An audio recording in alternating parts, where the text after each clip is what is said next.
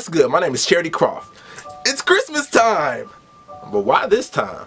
I mean, I'm sure you already know December 25th has nothing to do with Jesus' birthday. According to the Bible, he was born sometime between spring and early October, but it was absolutely not December 25th. So then what is the reason for the season? Well, I'm glad you asked. It's most likely because in the year 336, the Roman Emperor Constantine was trying to do away with paganism and really make Christianity a thing. Well, at that time, the biggest ancient festival was something called Saturnalia. This was a festival celebrating the god Saturn that lasted a little over a week starting on December 17th. The ancient Romans chose this time to celebrate Saturn because it was during winter solstice, which is when the sun is in a very specific position in the sky. Now, we won't get too far into that, but listen, once you learn why Saturday is named after Saturn and why Sunday is named after the sun, and notice how most religious activities take place on one of those 2 days, a lot of things will start making sense to you. Anyway, so Constantine thought, since everybody's already celebrating at this time, I can just make this the day that we celebrate Jesus, and the whole world can make a much easier transition to Christianity. You gotta realize that at this time, most people worshipped multiple deities and were so-called pagans. Well, since Constantine and the Council of Nicaea were hell-bent on making Christianity the most powerful religion on earth, they just slapped their holidays on top of pagan holidays so the people could convert easier. Side note, the reason why Easter is always celebrated on a different day every year is because it's always the Sunday after the first full moon of the vernal equinox. Super pagan, nothing to do with Jesus' resurrection, nothing. Anywho, Christmas trees were used to decorate Saturnian temples, mistletoe was used by ancient druids because they believe it had mystical powers, and presents were given during winter solstice to celebrate the spring to come. Pagan, pagan, pagan!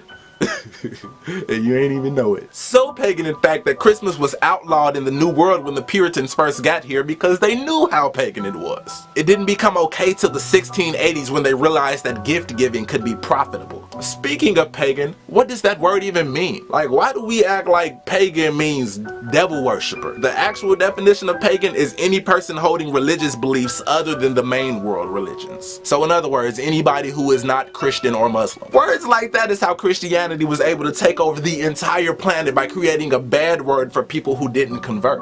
He is pagan! Kill him! Back to Christmas. Who is this guy? Well, it's Santa Claus! He's actually based off a real person named Saint Nicholas, but you probably knew that already. But did you know that Saint Nick was a bishop in the Church of Turkey?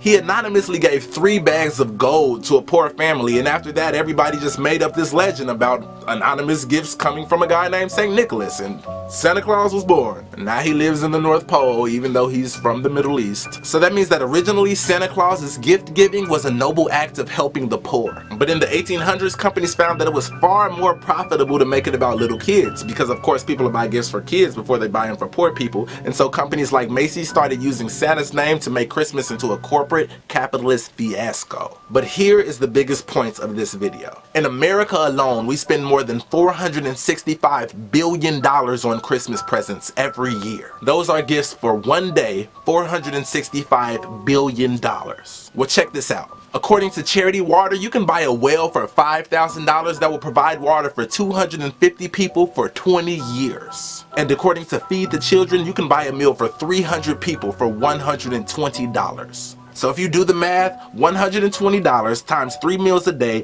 times 365 days a year, then add in the cost of the water well, you could provide 300 starving people with food and water for a whole year with only $136,400. So if we take that $465 billion we spend, we could feed 1,020,000,000 people for a year. Well, it gets crazier. According to World Food Programme's hunger statistics, there are only 795 million starving people on Earth. So that means with the money America alone spends on one Christmas, we can literally end world hunger for a year.